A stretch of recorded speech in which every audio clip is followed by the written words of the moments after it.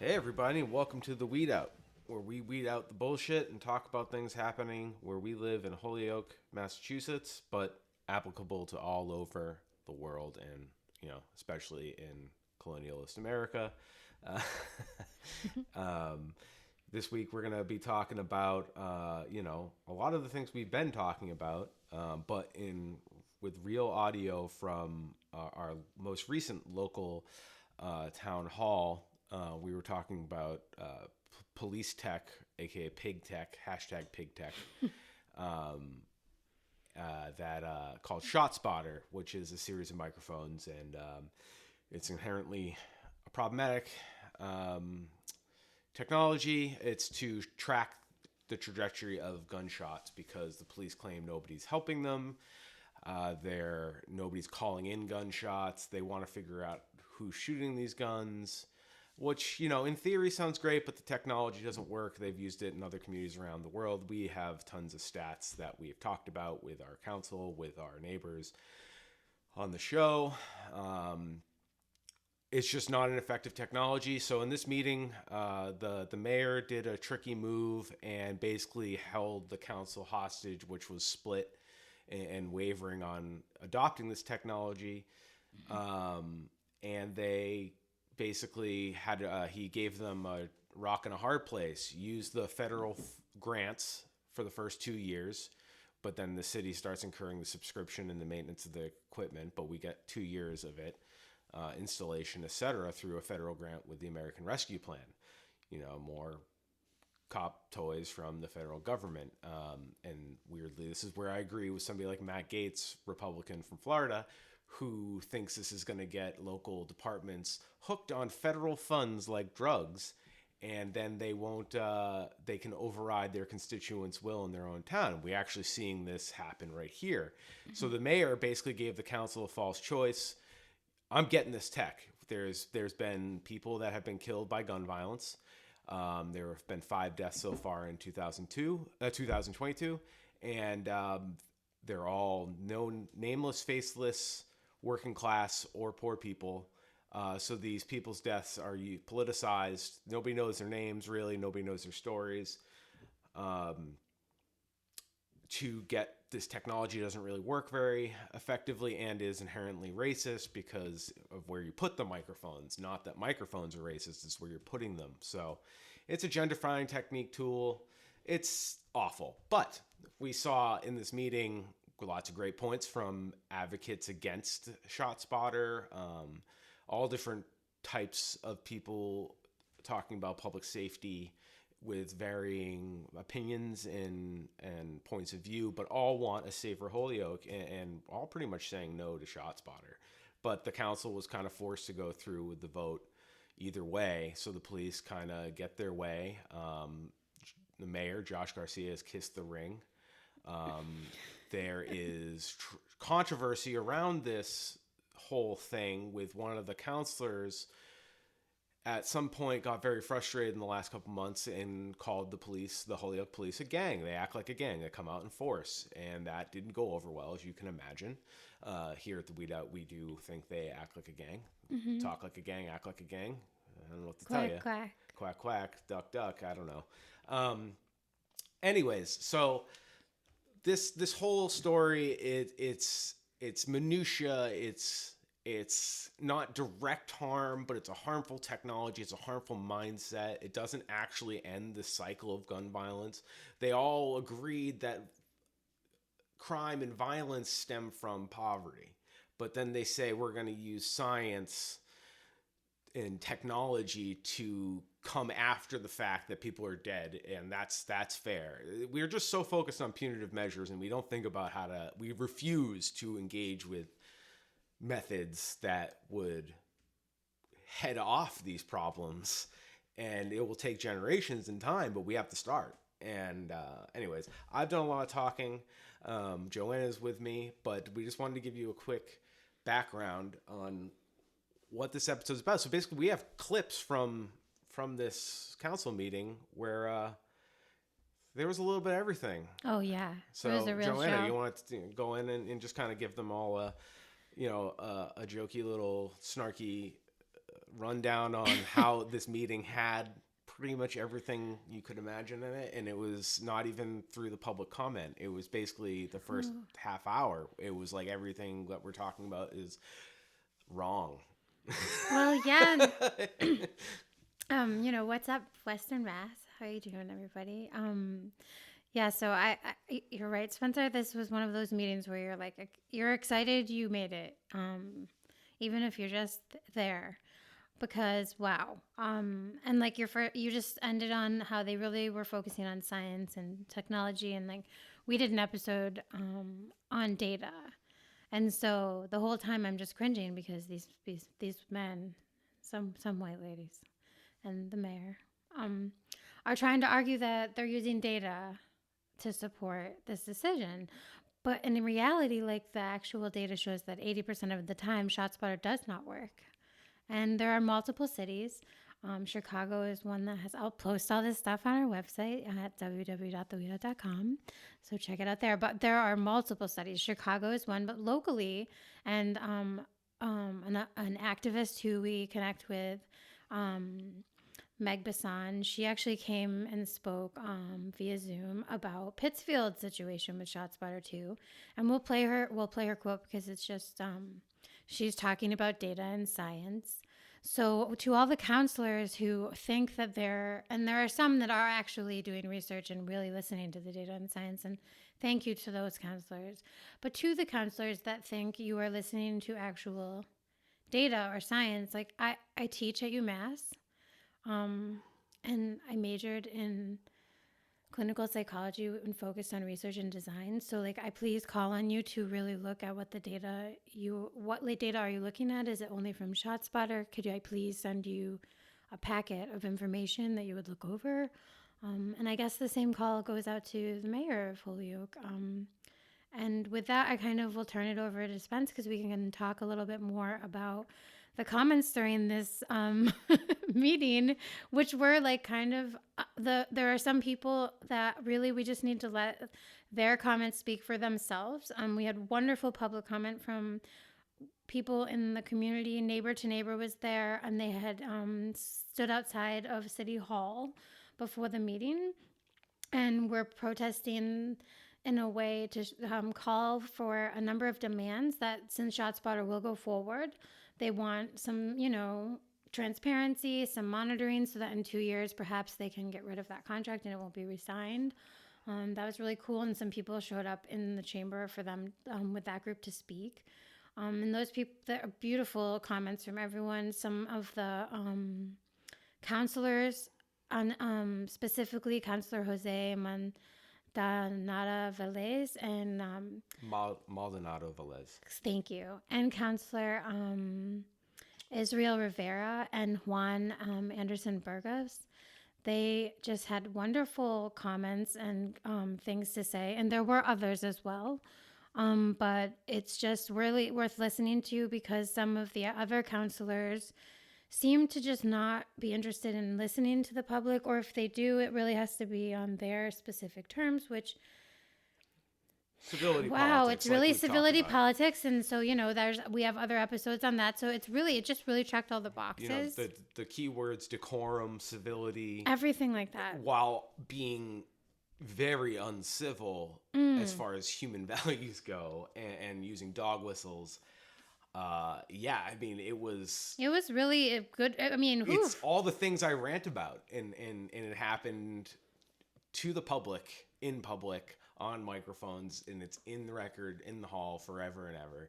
And yeah, nothing like cancelable. Nobody's going to get, nobody dropped an actual slur. So like, let's, yeah.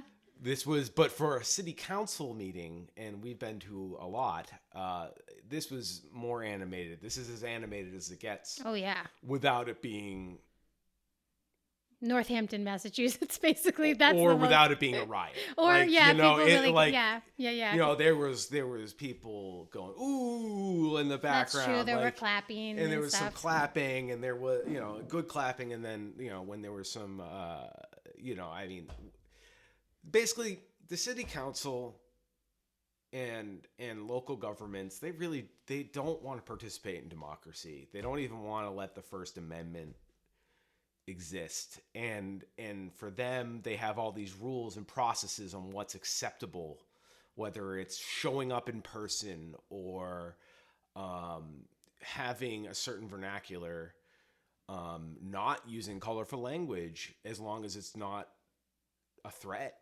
Like, you know, you should be able to say the word fuck or bullshit, especially if you're quoting somebody, like, because sometimes you need to say what was said to give everybody an idea what's going on. Like, you know, there were counselors reporting that they had racial threats sent to them.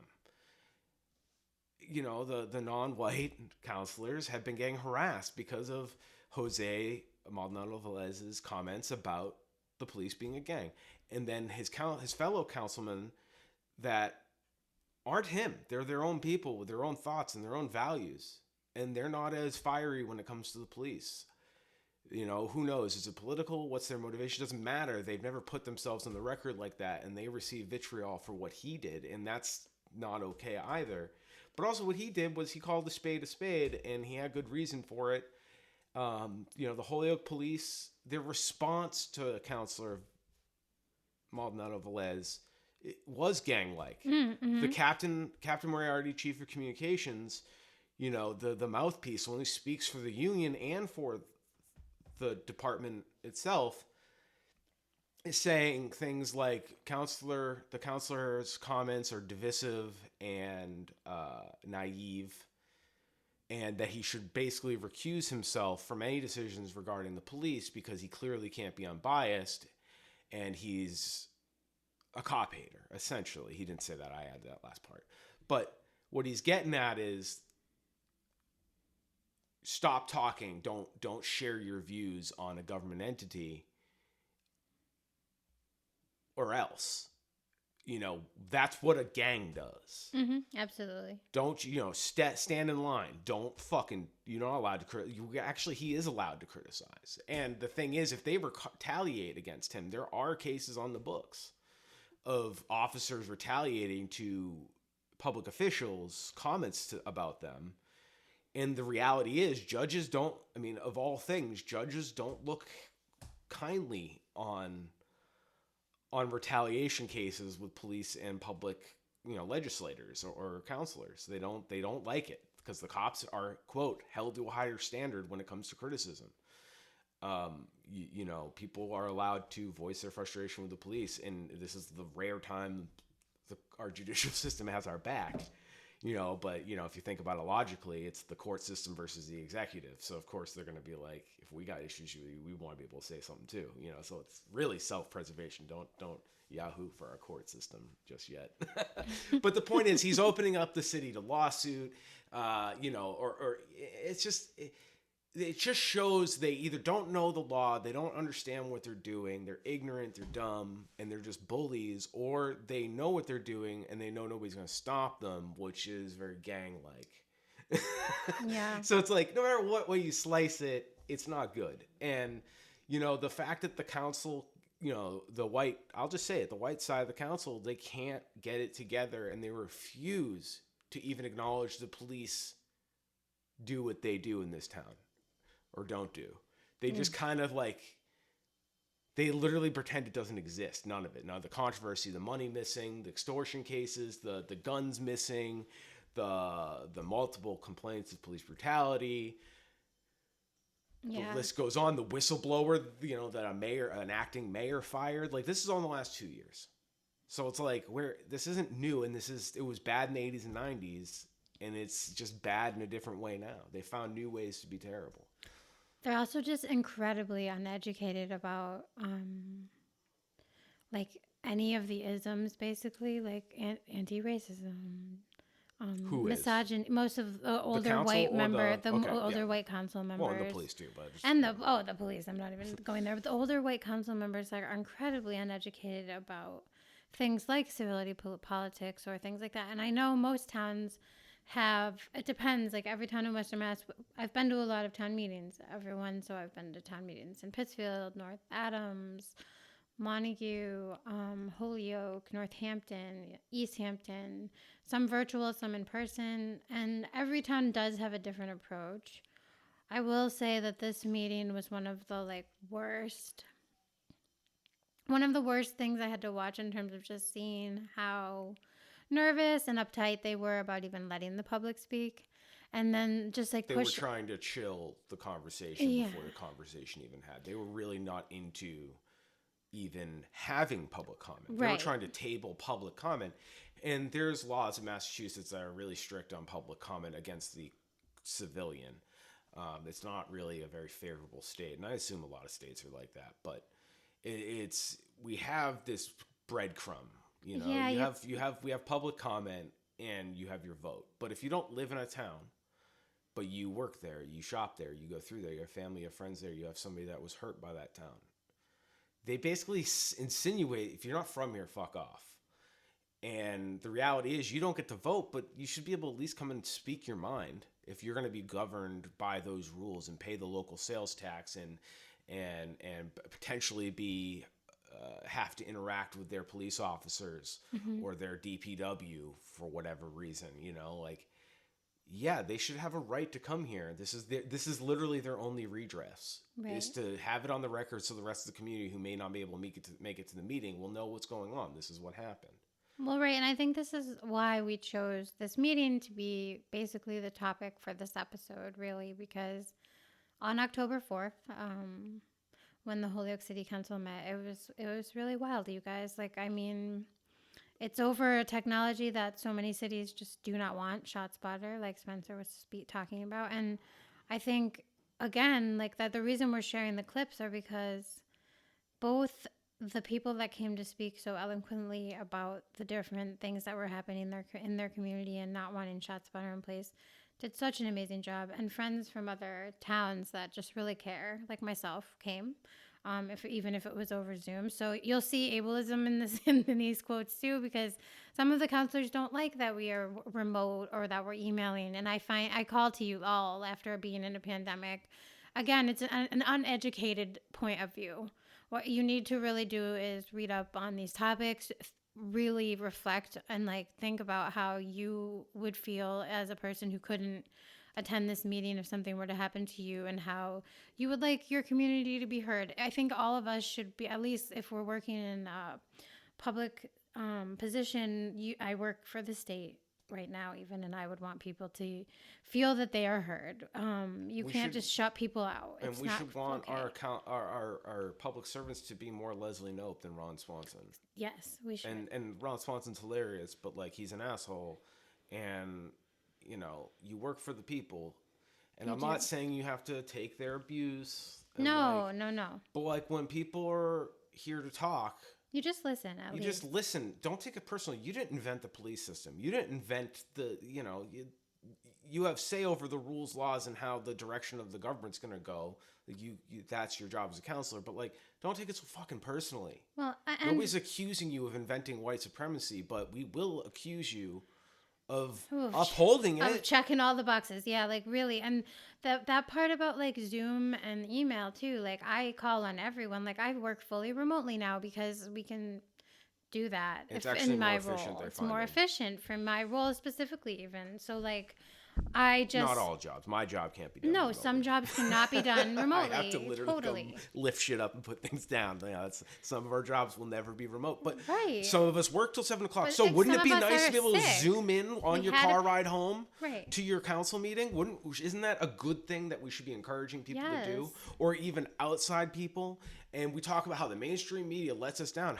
But that can bring us full circle back to this council meeting where people... all councils. Yeah, and like, want to hear. And Councilor Jourdain and McGivern lamenting about how taking up airtime. Yeah, lamenting about how much time public comment takes into their meeting. Time. But then at the same time don't want emails. And it's like, well, emails can literally, you don't even have to read them if they're like, hey, let's have 150 character count, 200, like a tweet. No on ShotSpotter.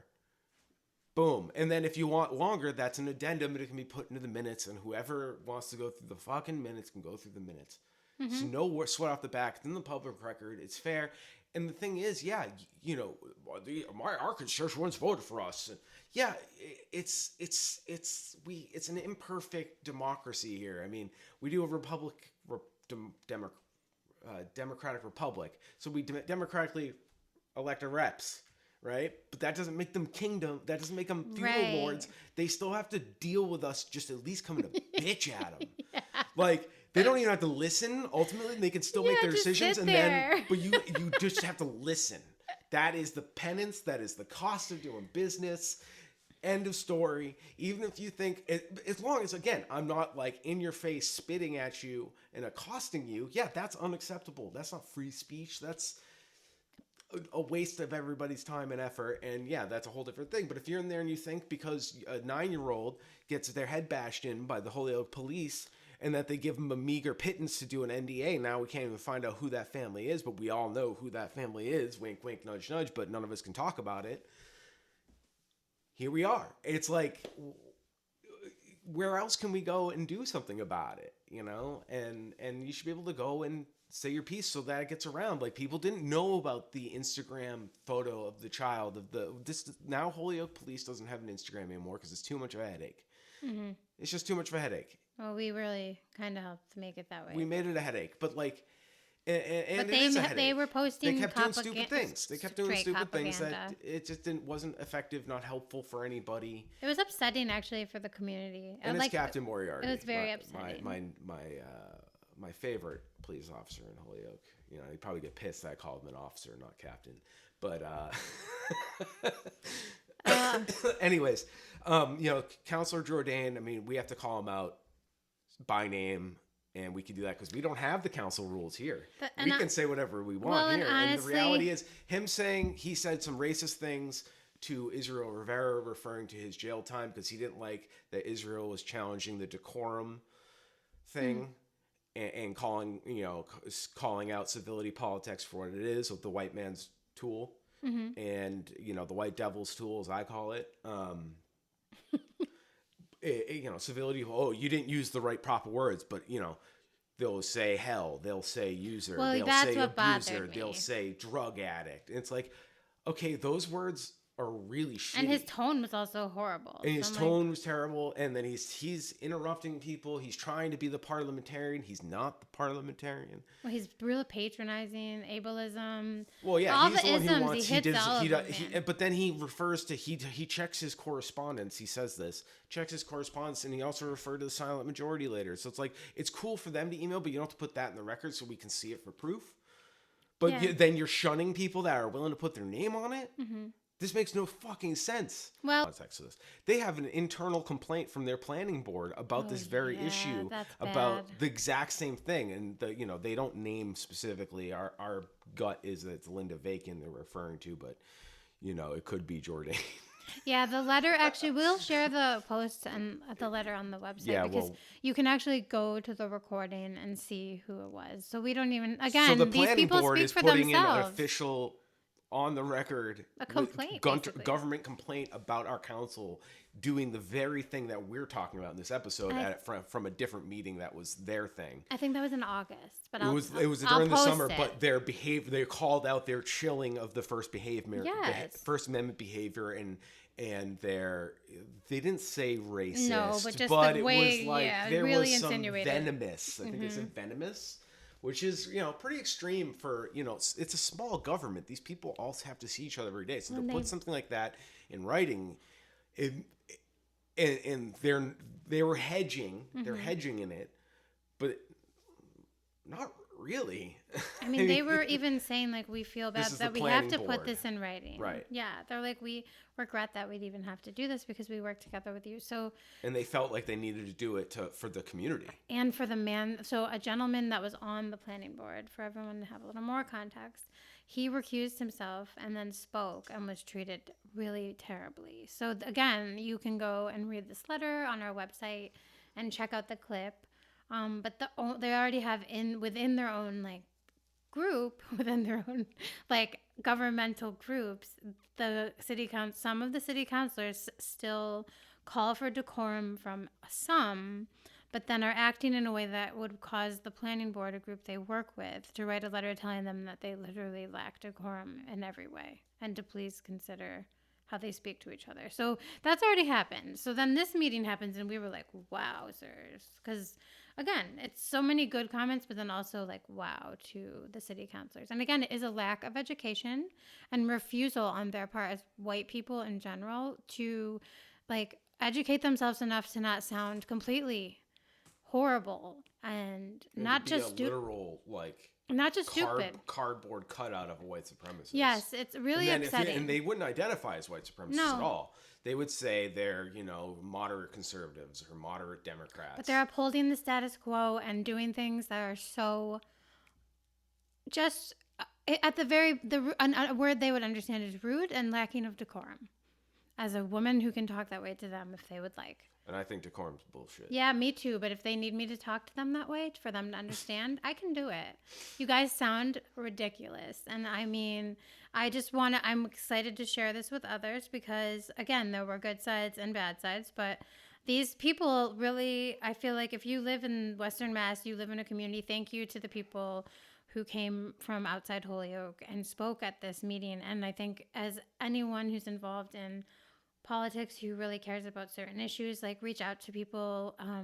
We kind of made a call to action and made a few Substack posts and did some emailing to local groups that we sometimes work with. And, it works. Work with people in other towns who have information that you don't have, public records that you may not have thought to have access to. Just the networking and community alone was really nice. But again, on October 4th, 2022, the city council met, and it was just really a very interesting meeting where I think we really need to stay on top of them in terms of the way that they allow themselves to conduct business and their decorum in listening to the public overall. And I'm not saying every city councilor, but we will let you hear the clips of the ones we think are worth listening to, and then we'll post a link to the whole meeting on our website, theweedout.com. But yeah, I don't know. What do you have to say before we share some stuff, Spence? What do we have up to share? Let's just roll the tape. All right. So, and at 1 minute, I will kind of wave you and let you know. The only suggestion I have is, and I enjoy public comment as much as anybody does, is we have with committee reports close to 130-something items this evening. And I think we have to stick fast by our amount of time for public comment, which is, if I remember correctly, 15 to 20 minutes to get it done. Yeah, it's 10 people, or I do believe it's 10 listed, unless we suspend the rules to open up. We only have 7 listed here, and I don't see so far online, I'm not sure. What? And 3 emails, so that would be our 10. I suggest we don't read the emails. We all were given copies of them, that we just let the public speak who are here. I second that. All right, so motion is for public comment, submit the emails that we all received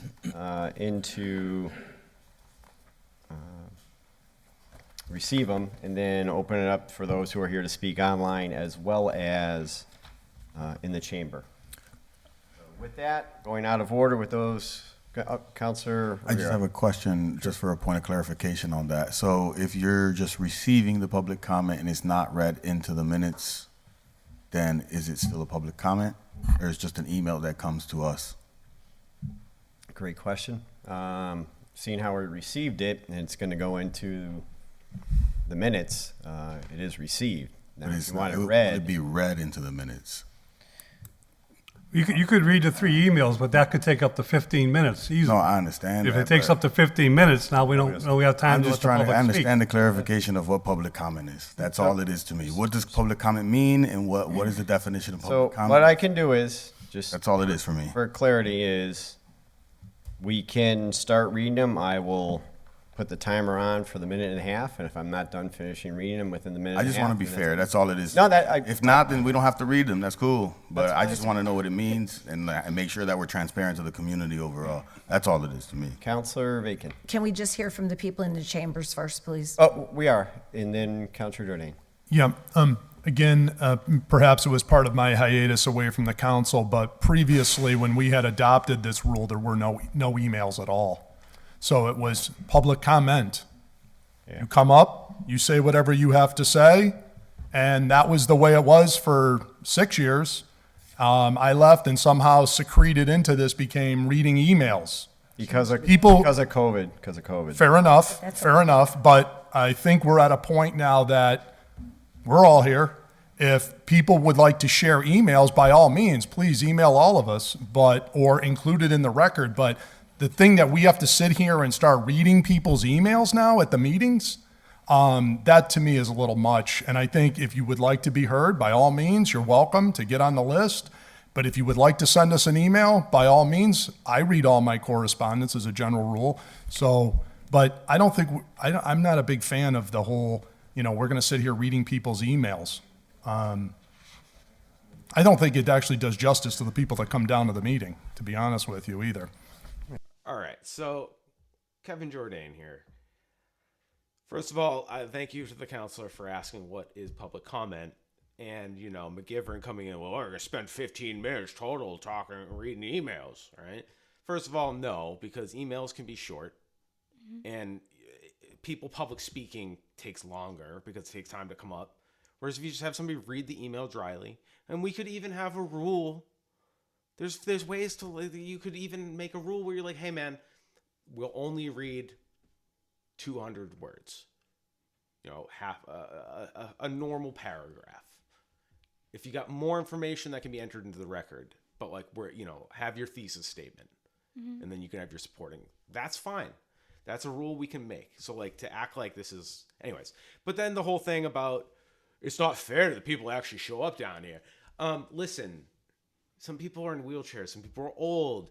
We should be celebrating the fact that people can tune in after the fact. Some people can't watch it live. You post it on YouTube for the next day.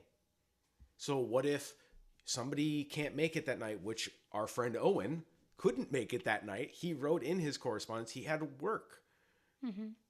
But he's the one who sent us the feed because he waits for the feed to upload and then he watches every meeting. He is a meeting watcher. He is a dedicated public servant. So there's it's all this is nonsense. It's classism and ableism. Joanna? I agree, and I feel like thank you to Israel Rivera for asking and clarifying about the emails. I would have felt the same way as he. I just want to understand, so I get where he's coming from. That's definitely me. I like to have things clarified. So also, they're worried about time, and that was the conversation they had. That So, was wow. 5 minutes. Wow, shut up and just let the public talk. Right. Maybe that. Yeah. White men, can you please be quiet? I'm sorry, but that was there's a point where they're just literally ranting about the public speaking And too long sucking and up they're time. talking too long. Yeah. And that's just sad. It's just sad. All right, let's go to the next clip. Good evening, City Council. My name is John J.R. Rivera. I reside in 125 Cabot Street over in Ward 1, right across from the proposed Chestnut ShotSpotter implementation. I'm speaking today on behalf of two things, though. I'm in complete opposition of the ShotSpotter technology being implemented as a Ward 1 resident. I would also like to add that I would not like to see ARPA funds being used on this. I'm under the impression that it's unfortunately legal, but legality does not bring in just morality. I'm urging city councilors to unfortunately vote yes, but speak in opposition to this detrimental waste of technology. I'm also speaking on the basis of the right to recall. I urge city councilors to implement the right to recall. In these past months, we've had a lack of representation in one of the wards, to which I won't call out. This cannot continue simply. In light of the events, it is your civic duty as city councilors, but also as constituents in the Commonwealth, to implement a recall for city officials that cannot commit to the responsibilities of these chambers if something occurs. Whether, regardless of the event, lack of representation amongst the community or founded corruption and conflictual interests. That'll be all. Thank you for your time and have a good night. So John made some great points. We'll have to have discuss what happened with their counselor some other time. Basically, he hasn't stepped down. He's been accused by the FBI of some impropriety with a young woman. I don't remember the details of the case off the top of my head. Yeah, it's with an actual child, maybe a child or Oh. minor. So it's I looking, see. but I just it's knew it alleged. was,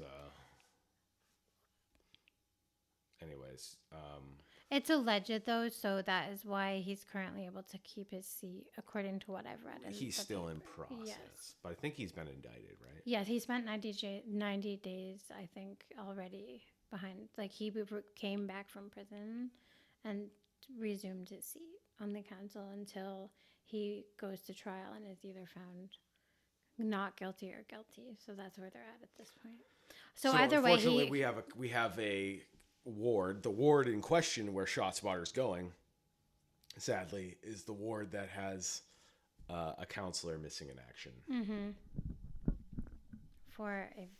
So when it rains, it pours. Yes, apparently. but this comment was amazing in terms of showing people just, if you have some time and you're able to get out. John really, he's acting within their civility politics, but he's saying what he needs to say. They probably don't like what he has to say, and too bad. Sorry, Holyoke councilors. He has relevant points, and he made them in all of these people, in my opinion, no matter if they use the word shit or whatever, based on how angry they may be in their community, their points are still super valid. And I was so impressed with everyone who spoke against ShotSpotter or just about things that really were upsetting them in their community. I was really thankful for these people as neighbors. Yeah, same. Can't say any more to that. Lori Solomon, 192 Walnut. From the August 2021 Executive Summary of the City of Chicago's Office of the Inspector General report titled, "The Chicago Police Department's Use of ShotSpotter Technology," quote, "The Office of the Inspector General concluded that its analysis of Chicago Police Department's responses to spot shotter alerts rarely produced documented evidence of gun-related crime, investigatory stop or recovery of a firearm. Additionally, the Inspector General identified evidence that the introduction of spot shotter technology in Chicago has changed the way that some CPD members perceived and interact with individuals present in areas where ShotSpotter alerts are frequent. I live close to the corner of Walnut and Appleton. It's a great neighborhood, and I have tremendous neighbors. I've never loved living anywhere more. Since buying my house, I have experienced a lot of gunshots and gun violence, including a bullet in my living room window. I called the police. They responded quickly and competently, and nothing about a ShotSpotter would have made that any better or any different. I would like to advocate that the department, sorry, I had to go off. The public safety department be adequately funded to investigate the. We are at our time. Okay, and just incidentally, if some of the counselors would speak a little more quickly, we'd have more time for this. Boom, mic drop. And this person said that the police showed up, they did their job, and this is far more kind than I am to the police. I felt like if this is what the cops are trying to, not the cops, the council doesn't want to hear from their constituents, and this is what they're so nervous about and don't ever want. It's like, this is all reasonable. Totally There's reasonable. listening, nothing. That woman is not a bootlicker, but she also isn't disrespectful to the police like not at all. I am. No, she was like, her points were amazing, and like you said, we may disagree on the police, but she was giving them the credit. Where She pointed out that this wouldn't stop this it. wouldn't have stopped it, and they did in her mind. What they they could came do. and addressed it, and they did what they could do. So why waste community money? So a lot of us can agree on that. I'm sorry. Why are we funneling? Well, money? no, it's a federal grant. Well, that's our money. But it's still money. We pay And our if what happens taxes. once those grants stop? Right. And you'll then we're hear hitting the in a bill. little while when we play a clip from a friend in Pittsfield what does happen then. Right. And this person, good for them for pointing out that if the counselor great stopped comment. sucking so much air, there'd be more time. She could have had another 30 seconds to finish her statement. Well, it's just if they're concerned about time, pull it together. They're very long of tooth for people doing that. Right. Well, that's why they want to conserve time, because they can't imagine anybody else can be concise. All right, next clip.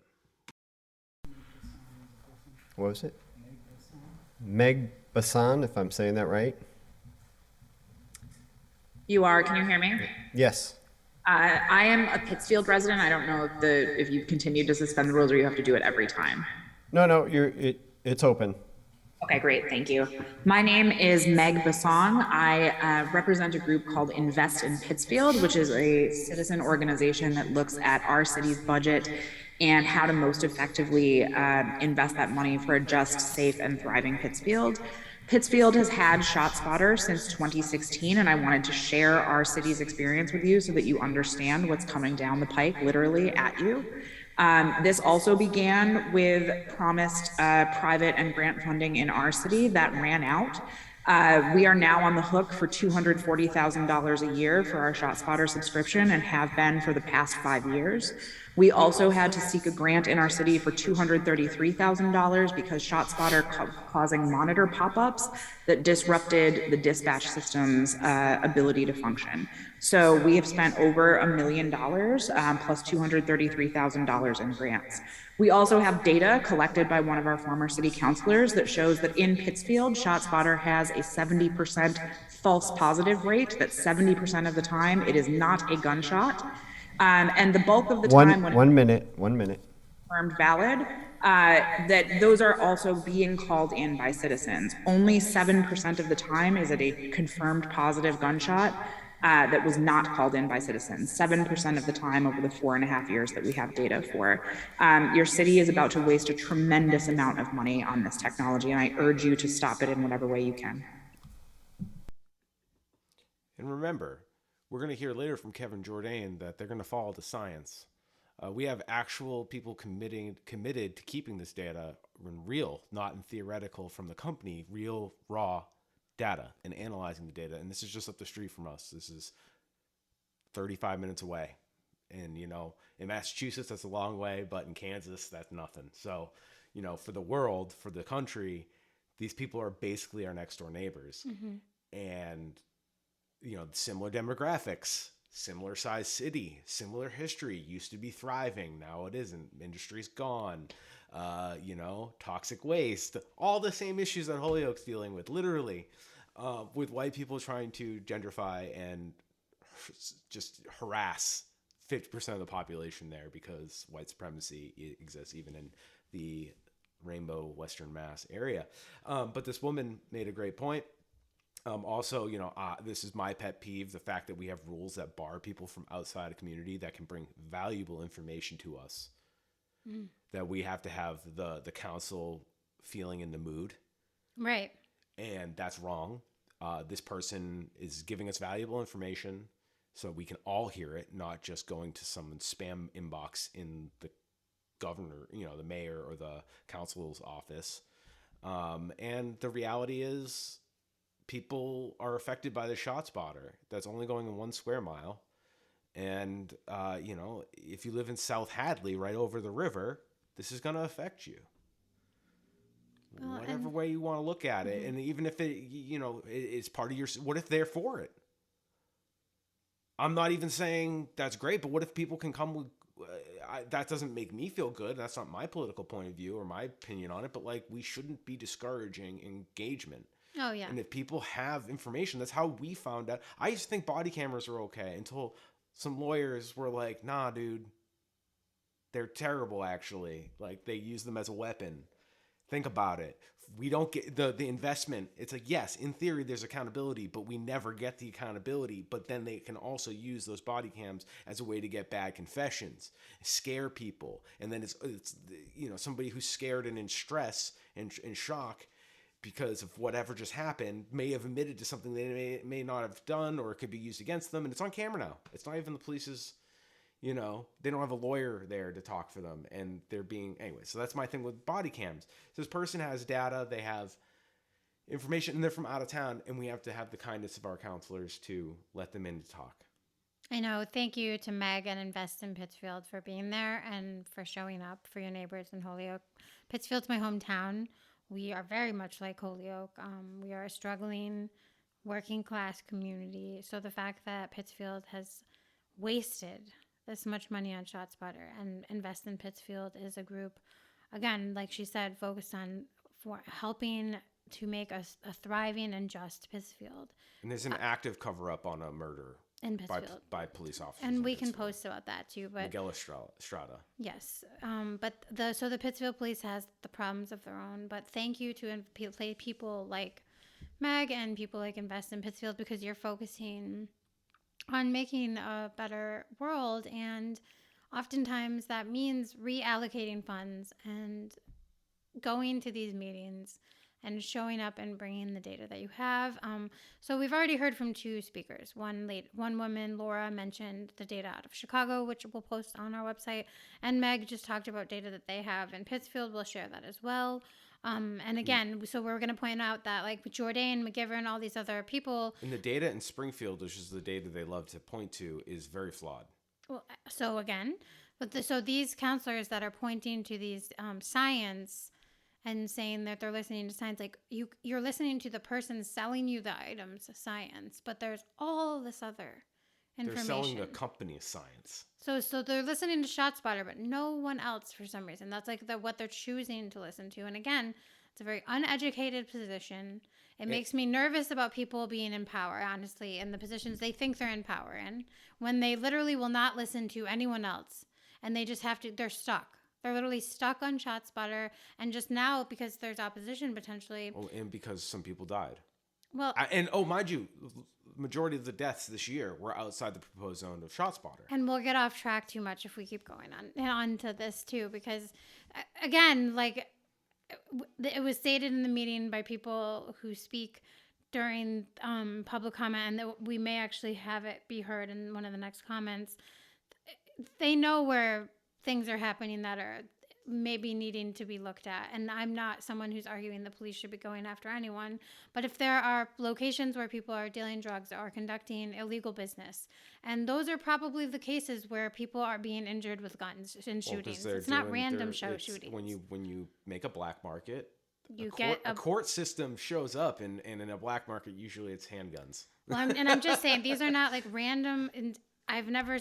Any of the articles disputes I've are dealt seen, with handguns, and that's just they don't have access to our court system. I mean, that's just as simple as it gets for me. It's just the violence is because of a lack of resources in the community that drive people to do things that are potentially dangerous because they're dealing with illegal substances, and that is really the kind of the base level thing. Like, they've created the system, and ShotSpot, just sinking more money isn't how you fix it. So you'll hear people even talk about that, and like, why haven't the police stopped? You know, they must know where the drugs are sold. I mean, they've been in the same location for 4 or 5 years, maybe. Like, why haven't the police stopped it? It's a great question. So, well, they say they need more help. Yeah, they say a lot. I know. They always say they need more help. But then then also when you question them, God forbid, it's like you keep saying, you're the ones who are saying you need more help.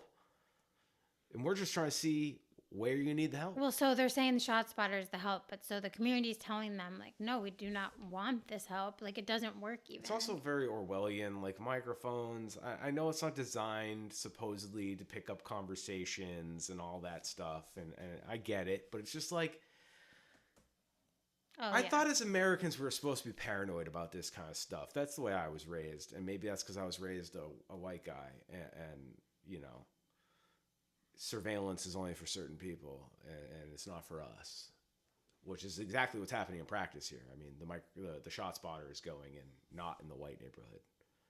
So I guess law and order for some. Anyways, let's keep the clips rolling, right? Jose Adastra from 139 Hillside. I'm begging you guys. I'm a father of 3. And like, I've been trying to come here periodically. I haven't been here recently, but like, please don't waste more of our money so that we can be over policed more. ShotSpotter is more likely to get my kid's father murdered than their murderer caught. 80% of it is a misfire. So we're more likely to be harassed walking around our own neighborhoods than they are to catch a killer. The police solve less than 2% of crimes. So let's not get carried away with how effective they are and keep wasting our money. on it. I urge you to invest in recovery and peer support in a community care department and to get more shelter options available, more food assistance, and more cash assistance, because people have been selling drugs. I grew up on 245. I live on 139 now. I grew up in the Flats and then in Jarvis. They're always going to come back. You think you're going to catch a couple of really violent criminals? It doesn't matter, because everyone is poor and people are going to go right back into the same system. You need to create substance abuse recovery options, shelters. Stop glamorizing the police. They assaulted a minor and concussed him, and they offered his family a pathetic settlement, and that works for poor people to silence them. They have brutalized a 90-year-old girl. They operate their vehicles drunk. They can't even get along with each other. They can't even keep track of their firearms. The DOJ should be investigating Holyoke right after Springfield. We are at our sure time. it will be worse than Springfield. So please stop wasting our money and telling my kids that you're making us safer, because that's bullshit. No, we can't say that here. So this is actually where the meeting starts to devolve, because somebody said bullshit. Oh, they got all upset about that. So as you can hear, the president says, she's shaking his finger. No bad words. No bad words. But it's not. See, they're already starting to move the goalpost, move the target, because they stopped listening to what the first minute and a half of great points that gentleman made, and now it's about bullshit. And he's right. It is bullshit. It's bullshit. All these things he said are verifiable facts. This guy's like my public comment. Talk. He's my public comment hero. This like, isn't Jose, street talk. If you ever hear this, you're my public comment hero. Like, he just made the most beautiful points. He's a father. He's begging them. He referenced kids. Everything elderly, he said is so legitimate. People, his kid's father, his stepkid's father, just walking down the street at the end of the night, shot spotter goes off, some fireworks. Cops roll up, they see a dark guy in the alleyway, they shoot him. That's what's going to happen. That's what's happening in Chicago. That's what's happening in Springfield. And that's what's happening. They're showing up geared up when this thing misfires all the time. And you're in that community living there, and it's just, so he's right. He doesn't want his community over police. Honestly, this man just, again, he had such eloquent points. So I speak next. Spencer and I are not playing our clips. We also spoke in public comment.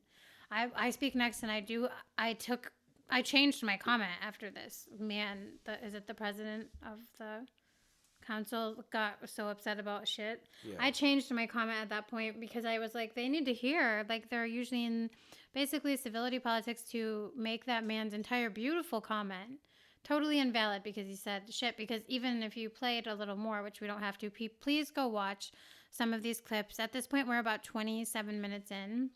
And Councilor Jourdain even ends up chiming in and asking, well, how can we keep him from, because he said that, can we keep him from public comment in the future? That's how. Put him in the timeout chair. Yeah, but that's how committed they are to silencing the public, who are making really pleas to their council, to help their community not waste money. So. And you notice they'll never refute any of the accusations about this police department. Well, yeah, I mean, to talk about it, it's hard. We'll share a ton of articles from the Gazette, the Shoestring, and after when we post for this episode on our website, theweedout.com.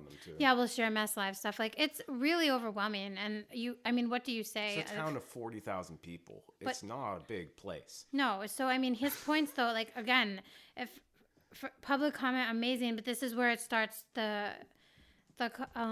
after his comments, I say something about civility politics and then also speak on ShotSpotter a tiny bit, and then it devolves. So we're going to try to get to the point where we're at. We're going to try to get to the point where we are sharing. We're going to find that clip where we're sharing where it basically devolves and the counselors' public comment has ended. And the counselors have decided to basically then talk for a really long time, which I thought they were worried about. And some of them should be allowed to speak because it was really important for them to be heard. Some counselors were sharing racial threats right. they were getting. And certain ones, threats. They should be able to be heard. And some of them are making eloquent points. But for the ones that we will share these, end of, kind of this will be probably one of the last clips we share because we really just want to show, how after that, it really just evolved. Even amongst themselves, they were accusing other counselors of not making valid points if they didn't use the correct terms or the correct words. And that's not right. That's basically policing people. Just because I say shit, how is it different than you saying hell and yelling at me when we're talking? So these counselors the white male counselors especially need to really reflect on their behavior. I don't know what else to say to them. Like, shame on you, Well, sirs. I mean, you need That's shame. the shame is all. I mean, They need really. to have shame, which they don't. The reality is, I mean, I think we need to edit in the comments that Jordan said after this devolved, because he basically got into a screaming match with. Well, with we can Izzy. play like a clip Yeah. of that after But this. you know, It's just to just give everybody it's credit, absurd. He literally said in his rant, I would love. I can't listen to that guy.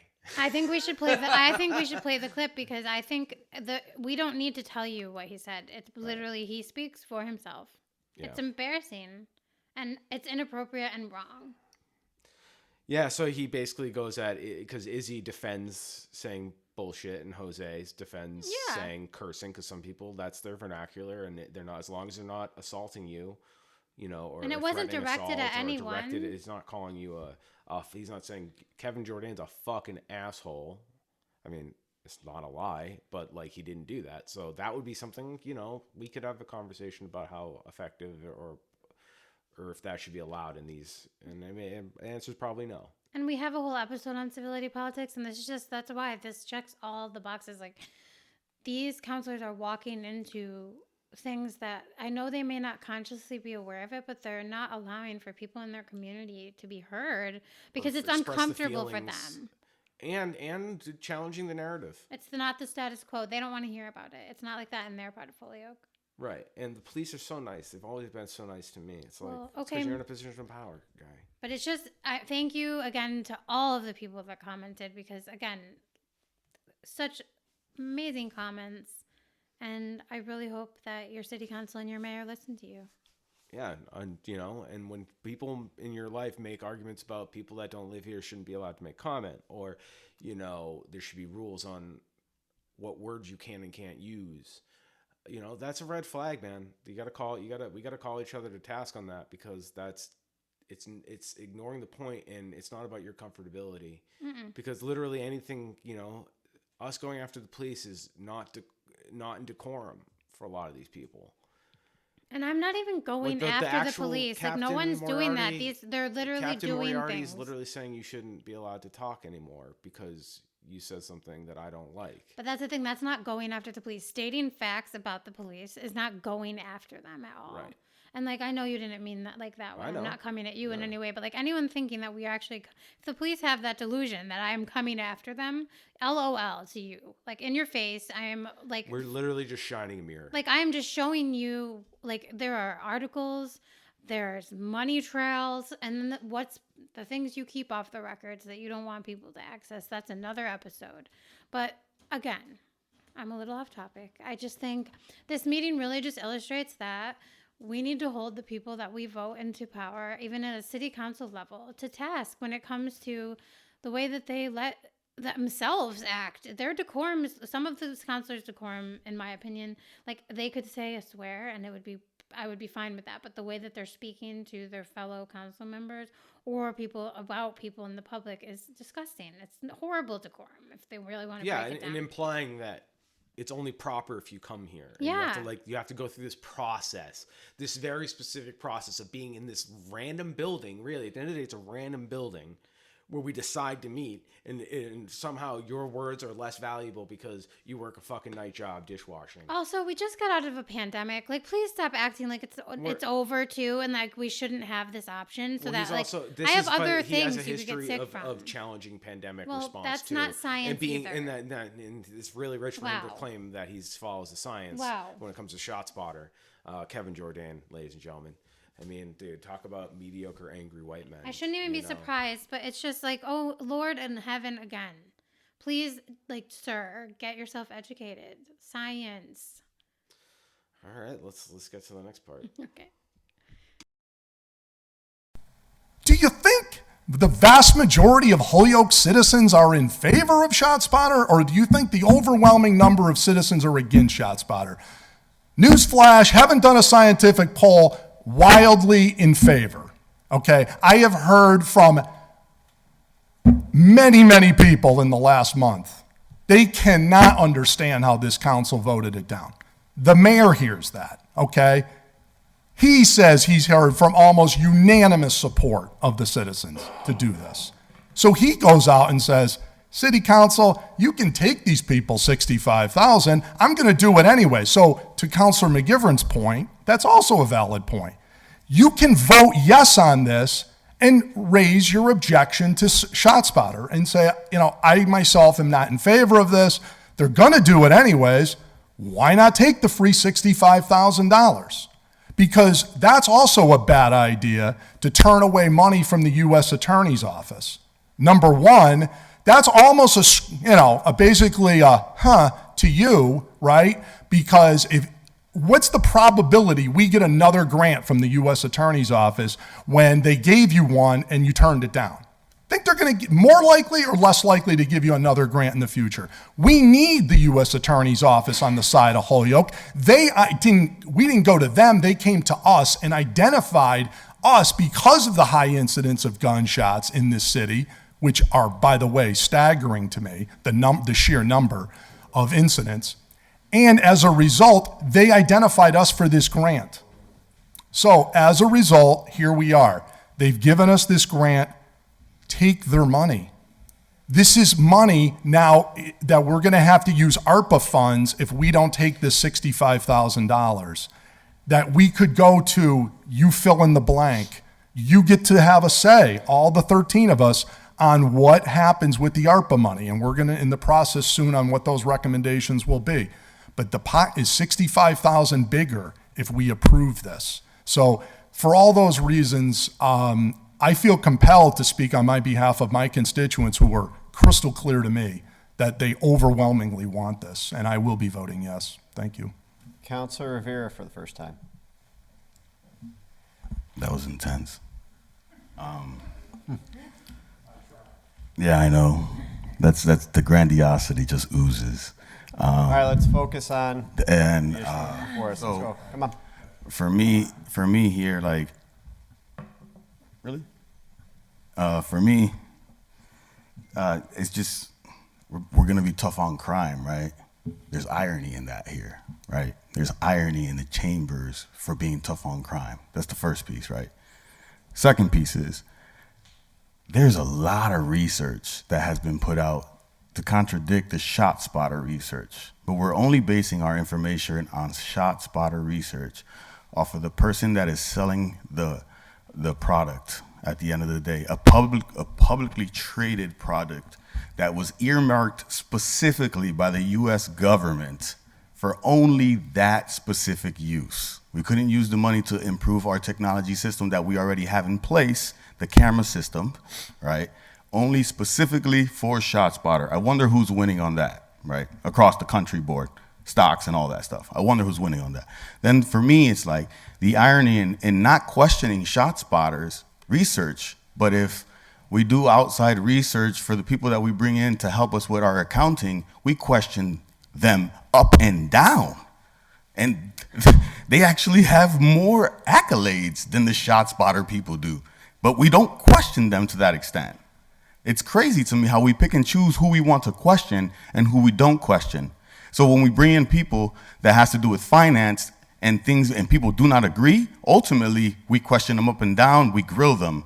But for ShotSpotter, a company that is publicly traded, that is selling a product to us, we do not question them and we take everything as gospel.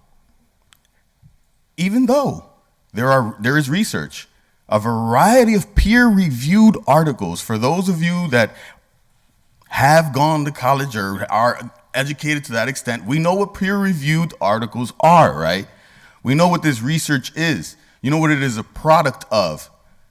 It technically is students researching and getting the work done, not getting paid for it, right? Unless the school is getting paid for it, and that's a different issue, a different topic. The research that's coming out of ShotSpotter Someone is paying for that, and the narrative is coming to you straight from them. So ultimately, when it comes down to it, when you hear Pittsfield and you hear Chicago, you hear New Bedford, where the guy from ShotSpotter came out of, quote unquote, they totally discontinued the process or don't agree with the process.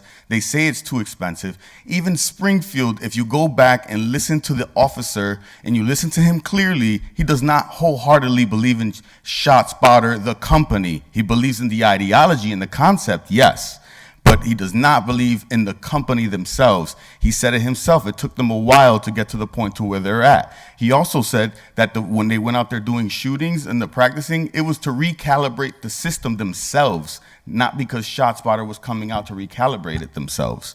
So this is a whole nother thing that we have to take on and understand. And we're doing this for 2 years to get research in 2 years.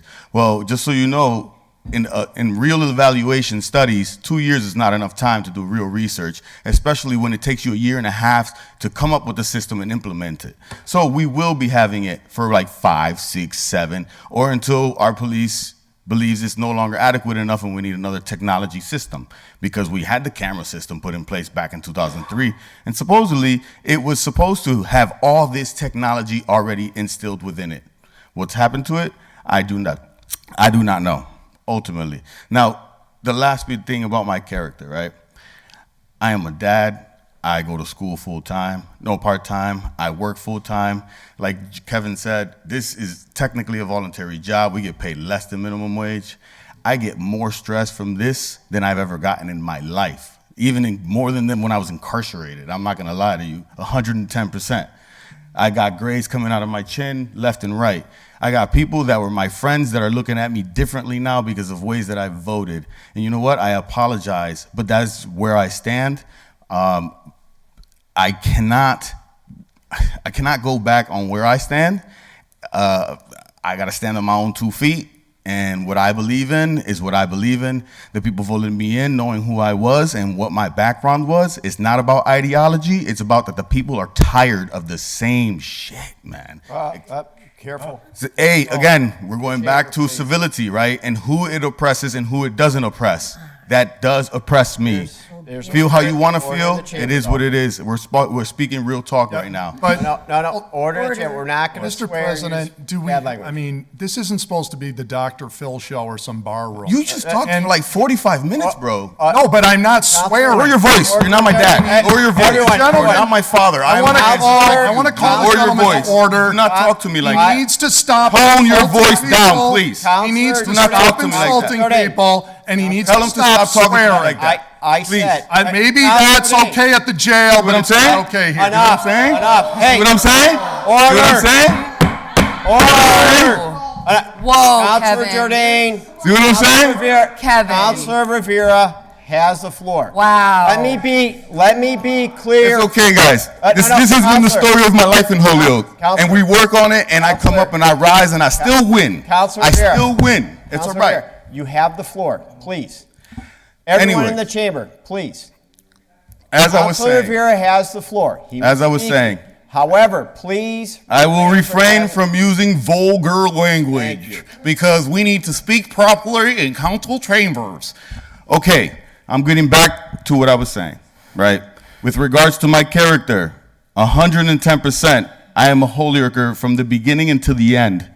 You can feel however you want about me, but when it comes down to it, for me, it's about the best for my people. I do not have to be here. I have 2 babies at home that my wife is raising them by herself, more or less, because I'm here more than I'm home. So at the end of the day, I'm here for my people. And I will continue to do that, just like a lot of you guys have done for 20, 25, 30 years, as long as the people allow me to do it. I apologize again for those that don't agree with me. You can set up a time to meet with me and talk to me. I am open ears. And whatever you want to call it. Everyone has my personal phone number. You don't got a Google number. You don't got none of that. You got personal stuff from me. It's real, 110%. I don't fake. I don't do none of that stuff. That's it, man. I'm done. So we cut down this I guess episode of Days of Our Lives, Holyoke City Council edition, October 4th, 2022. And this is just the public comment. This is just the first hour and the first agenda item. I didn't even, I'm guessing it was spicy all the way through, or not guessing, it was spicy all the way through. But, if you're interested, please go to the source material. We'll link it. It's on the Holyoke Media YouTube page. But also, we purposely, the comments we put in, we didn't splice up other than, getting rid of the intermediary stuff, but we kept the public commenters stuff whole. That's all their words. And, we played what we thought were exceptional moments of just gross behavior or explaining exactly what we're talking about in every episode, whether it's class politics, white supremacy, dog whistles, how business is conducted in these town power structures,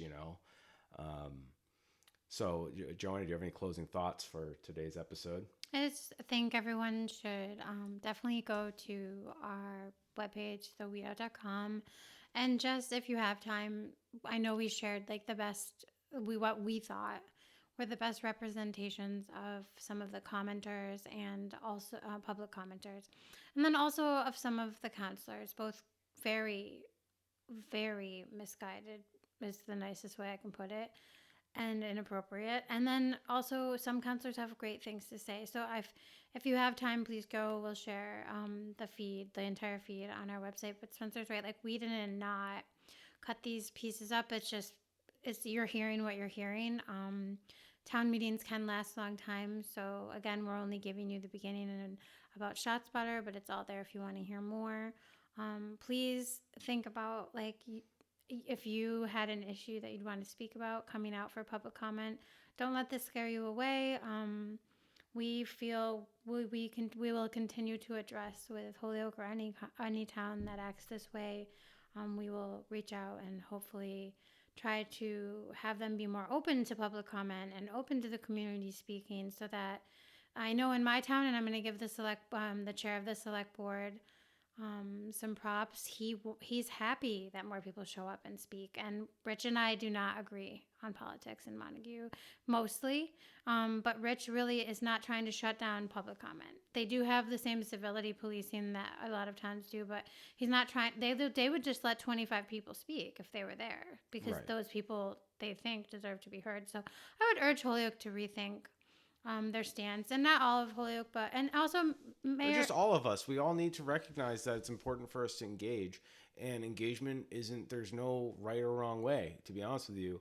So if it means writing, if you feel more comfortable writing, if you want to feel email. more comfortable talking face to face, if you feel more comfortable dialing in, right? It should be where you feel your best, so you can bring your best. And if that means not saying anything as well and just talking amongst your loved ones, that's okay too. We don't need everybody in town talking, but we also shouldn't be discouraging it or putting qualifiers. Yes, I don't want anyone to be discouraged based on this meeting. But I also think if you haven't ever listened to a meeting maybe in your town, I recommend this one's a good one to start, because it's got a little drama, it's got a little juice. And when you see how the flow of this thing goes, it's kind of like, it's like watching clips on ESPN of a sports game as opposed to watching it in real time. Whereas what the players and the people in the field are going through, and like the pauses and the technical snafus and the goofy stuff, and also like the interpersonal stuff, and you can when you watch it, especially this one, since there is a lot, the emotions get high. It's actually not totally laborious and boring, but you can see these inner working dynamics play out. And you can see, question yourself and how you react to hearing somebody curse. Or sit with it. And like, if you're like reacting and you're not understanding why we're telling you, hey, that's just the way they talk, and it's a valid word, but they're pissed. Yeah, like, honestly, question why you would think the counselors who are trying to suppress the public from speaking, like, why does that seem okay to you? If that seems all right to you, then you really, that's a problem. And also, like, human nature, or I hate saying that, but, people aren't going to come and talk about how great of a job the police are doing. They're just not. So even if the police were literally doing what they promised us in a utopia where they stop crime, nobody's going to come and thank them. Well, I mean, I mean, maybe they maybe might. will, They're but, doing a like, terrible let's job, be real so. about usually it's about things that need to be addressed. So why are we acting all like perplexed and kerfuffled because people are saying stuff we don't like? It's like, well, nobody wants to be here bitching. Right. But I would, exactly. But I would urge others, like I said, to not be discouraged, to go to a town meeting, even if it's virtually, and listen in your own town if you're not from Holyoke. You heard people from Pittsfield, I'm from Montague, speak at this meeting because we frequent the entire Western Mass region. And if there is a town where I think there's something I would like to speak on, I will speak on it if I'm able to in their public comment. However, it's best for me. So, like Spencer said, emails, in person, on Zoom. I'm thankful for all of those options. Again, I would urge everyone to just visit our website to find links to everything we've talked about today. And follow us on social media. You know, Definitely. Twitter, Instagram, you know, TikTok, YouTube. We'll get that off the ground eventually, but you know, at least follow us there and share it with your friends. Yeah, subscribe to our Substack. Please just, you know, we really appreciate the support and we would love some feedback. And we're just really thankful that you're listening. And as always, we're going to sign off for today, but we'll be back next time and we'll be talking more about all this minutia, but it's really important. And if you like, you know, you like challenging yourself, we're a good podcast to listen to because we're trying to undo a lot of things, undo a lot of conceptions, a lot of thought processes, and really go from a thoughtful point of view, a harm reduction view.